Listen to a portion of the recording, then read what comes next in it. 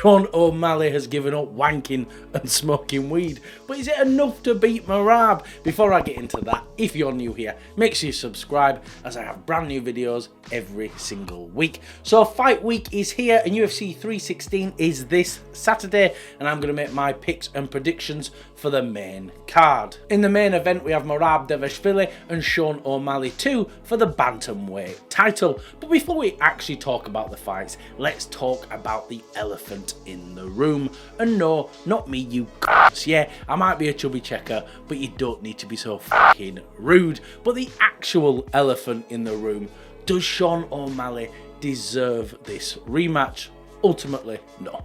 Of course he doesn't. He got dominated by Merab in their last fight, and Sean hasn't fought anyone else since. But when you look at the rest of the bantamweight division, no one else really deserves a title shot either. Most have either lost to Merab already or coming off a loss. So no, Sean doesn't deserve it, but neither does anyone else. And if Merab wants to be active, we're going to see a lot more matchups like this. But now that's out of the way, let's get on with the actual predictions. Merab put on an absolute clinic in their last fight. It was non-stop pressure. He had O'Malley on the back foot the entire time and didn't let him breathe. You'd have to be an idiot not to pick Merab to win again, but stick me on the short bus because I'm picking O'Malley. I know how that sounds, but there's something different about O'Malley this time round. In the build-up, he seemed calm, more focus, less hype, more substance. He's given up wanking and doing doobies, and I've been taken in by it. You've charmed me, yeah?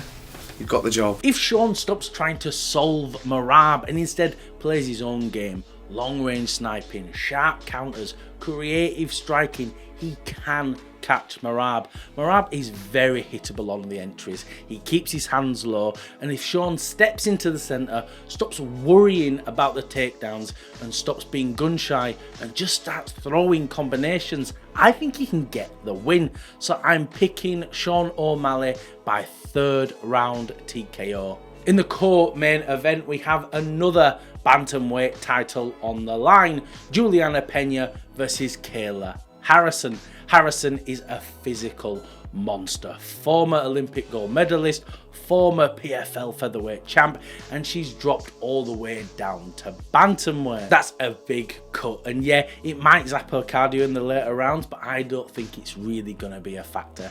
Kayla is going to use her physicality to physically bully Pena.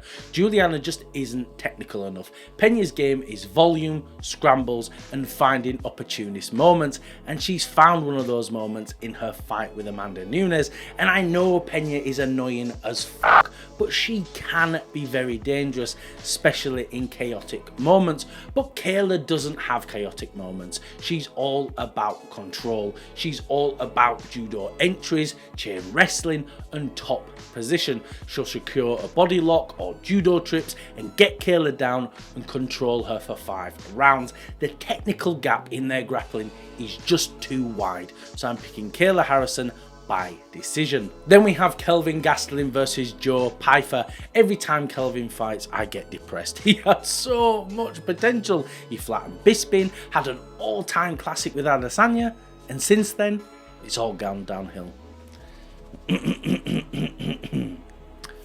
Then we have Kelvin Gastelum versus Pyfer, and every time Kelvin fights, I get depressed. He had so much potential. He flattened Bisping and had an all-time classic with Adesanya, and since then, it's all gone downhill. Weight misses, cardio problems, the inability to commit, the lack of drive. It's heartbreaking to see, but now he has to face Pyfer, and Pyfer is a monster. I see a lot of people predicting a knockout for this fight, but I don't see it happening. Pyfer is not a big volume striker. He's accurate, but if he doesn't hurt you, he can start to fade and fall back on big shots that just don't land. Plus, Kelvin has a granite chin. I don't trust Kelvin to do enough to get a win. He's got a real bad habit of getting stuck in neutral and just letting the points slip away. I think Pyfer is going to snip this win just by throwing some big bombs and getting more damage. So I'm going Pyfer by decision. And now the fight I'm looking forward to the most, Patchy versus Bautista. This has potential to be one of the best grappling matchups we've seen in a while. Patchy is making his UFC debut and he's already an MMA legend in his own right. He's a former Bellator champion, got a record of 20-1, and he's a submission specialist in every sense of the word. He doesn't just look to win grappling exchanges, he looks to get finishes. If he gets your back, it's all over. But Mario is no slouch himself. His top game is strong and he often relies on volume and positional dominance rather than submission threats. But it's tricky to get a dominant position over Patchy and keep him there. This is going to get wild on the mat and I don't see Mario surviving, so I'm picking Patchy that's hard to say, I'm picking Patchy by 3rd round submission. Then opening up the main card, we have Kelvin Holland versus Vicente Luque. This is a fight that can go either way. Luque is all about pressure, he has some tight hooks, mixes it up well and jumps the submission when he sees the opportunity. Holland on the other hand is long, rangy and has some real nastiness behind his strikes, and when he's locked in, his range management is excellent. But he's shown before that his takedown defense and grappling leaves a lot to be desired. But against Gunnar Nelson, he showed a lot of improvement. Great framing, underhook defense and using the cage incredibly well. He honestly impressed me. And plus, Luque doesn't really shoot. He tends to try and snap up submissions during transitions, and if Holland can keep this standing, he has a huge reach advantage of 6 inches and 4 inches in height. And as much as my wife tells me it doesn't, size matters. Plus, Luque has taken a shitload of damage over the years and I'm expecting Holland to knock him out. So I'm going Kelvin Holland by 2nd round KO. That's been my predictions for UFC 316. Make sure to tell me your comments down below. Thank you everyone for watching. If you can like and subscribe, it really does help the channel out.